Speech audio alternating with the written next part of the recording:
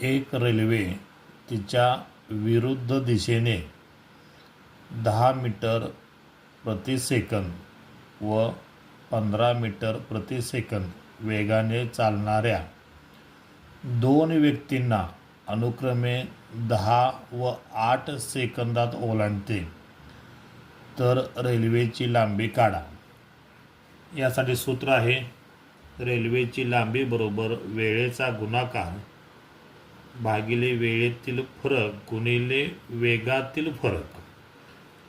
वेळ आहे 10 आणि 8 सेकंद म्हणजे 10 गुणिले 8 हा वेळेचा गुणाकार.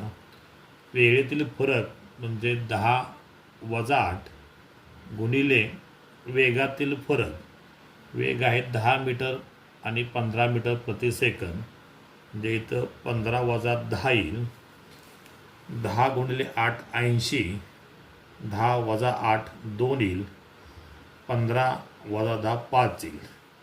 आता इथं आपण जर 2 भागाला बे के बे, बे चौक 8 आणि हा 0 म्हणजे 40चा भाग लागेल. 40 गुणिले 5 येईल इथं 4 पंचे 20 हा वरचा 0 म्हणजे या उदाहरणामध्ये जे रेल्वेची लांबी येणार आहे ते येणार आहे 200 मीटर.